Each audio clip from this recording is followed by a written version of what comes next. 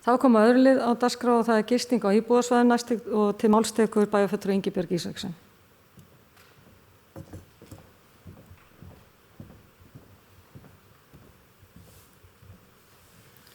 Forseti, ágæti bæjarfulltrúar.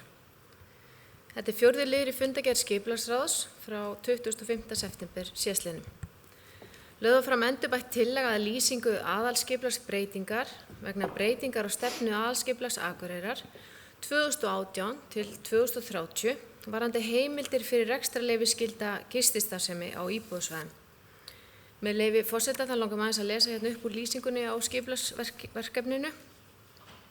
En aðalskipulag Akureyrar 2018 til 2030 var samþykkt í bæjarstjórn í byrjun mars 2018 og tók gildi miðjan maí sama ár.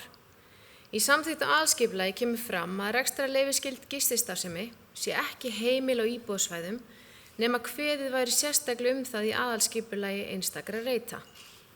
Aðalskipulagi var auglýst með þessu ákvæði og kynningatíma bárust nokkrar athugasemdir þar sem þessu var mótmælt og við afgreiðslu aðalskipulagsins var eftirfarandi samþykkt. Skipulagsráð, bæjarstjórn, telur að ekki sé hægt að heimila skammtímaleigu á svæðinu á grundvelli auglýstrar tillögu, þar sem það sé breyting á þeirri stærðargráðu að íbúar þurfa að fá tækifæri til að tjá sig.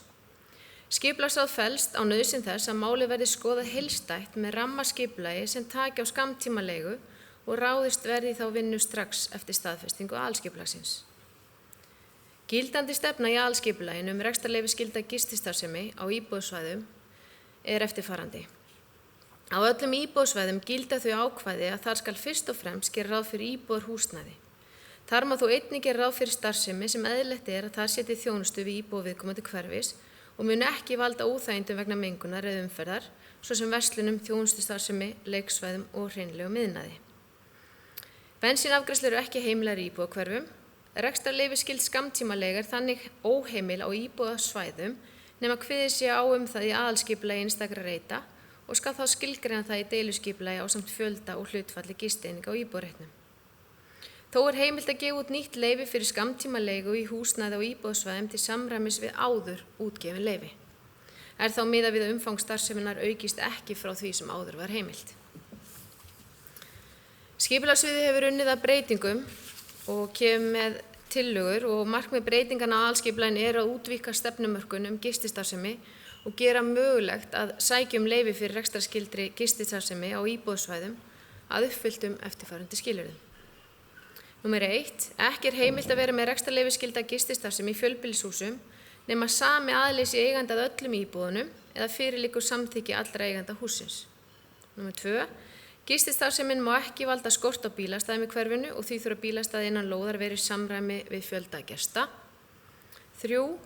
Gististarfsemin má ekki hafa neikvæð áhrif á nánasta umhverfi í för með sér, til dæmis í formi ónæðis eða hávaða. 4. Á þessi heimild eingöngu við minni gistiheimil og íbúðir samkvæmt ákvæðum 9. og 12. grein reglugerðar veitingastaði, gististað og skemmtanahald. En umsókn rekstrarleyfisskylda gististarfsemi skal leggja fyrir skipulagsráð Akureyrarbæjar sem metur hvort hún samræmist ofangreind skilyrði. En skipulagsráð leggur til við bæjarstjórn að skipulagslýsingin verði samþykkt og sviðsstjóra skipulagssviðs verði falið að kynna hana samkvæmt 1. málsgrein 30. grein skipulagslaga nr. 123 frá 2010. Bæjarfulltrúi Ingibjörg Ísaksen lokið máli sínu, orðið laust. Næst til máls bæjarfulltrúi Sóley Björk Stefánsdóttir.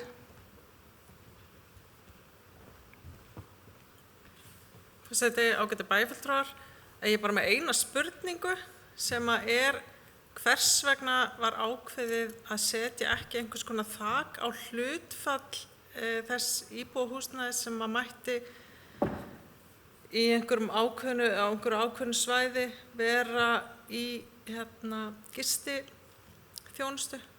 Að við höfum fordæmi annars staðar frá og ég man eftir þegar við vorum að ræða þetta einhvern tímann í vetur og þá nefndi ég að við höfum Reykjavík svolítið sem víti til varnar þar sem eru ákveðið hluti bæjarins sem kendur við miðbæinn og þar kring þar sem mjög hátt hlutfall gistiþjónustu og ég skil ekki alveg af hverju við viljum ekki koma í veg fyrir að það sama gerist hér.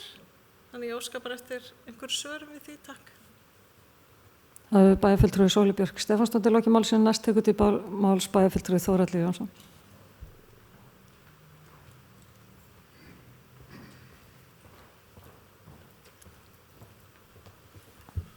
Ágætu bæjarfulltrúar forseti.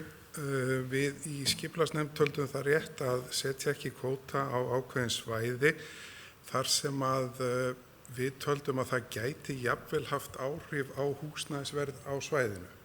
Þar sem að þú ert komið með ákveðin hluta undir gistirými og gistileyfi og síðan er ekki pláss fyrir meira í hverfinu, að þá geti það haft áhrif á endursöluverð eigna í hverfinu. Þannig að þess vegna var frekar metið að það væri gáfulegra að taka fyrir þær umsóknir rekstrarskyld leyfi og meta hverju sinni hvort að það væri raunverulega pláss fyrir þá auknu umferð sem myndi skapast í hverju hverfið og hverju sinni, hver skipti fyrir sig.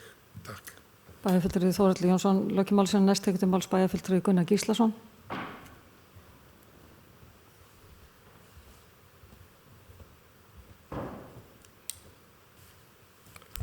Forseti, ágætu bæjarfulltrúar.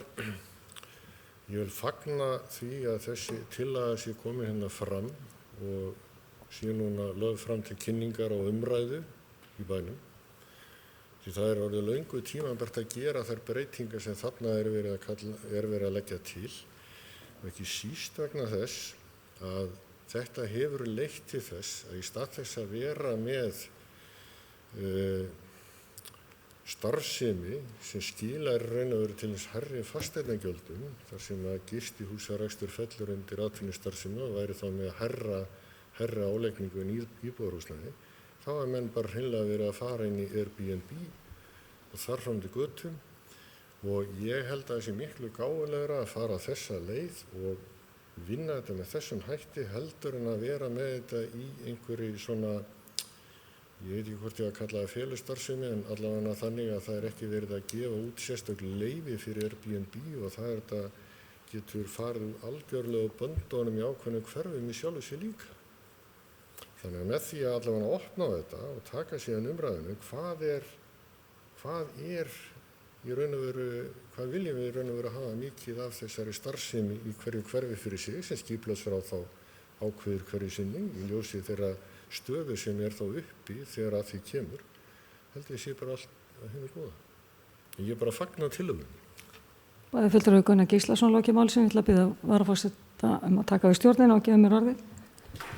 Bæjarfulltrúi Halla Björk Reynisdóttir tekur til máls.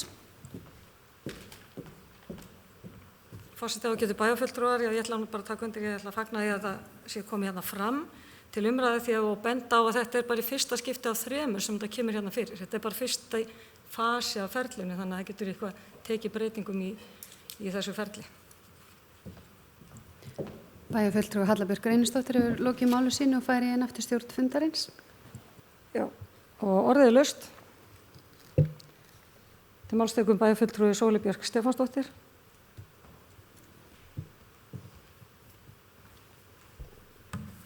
Forseti, ágætu bæjarfulltrúar, mér láðist alveg að fagna, en ég fagna því að þetta sé komið fram og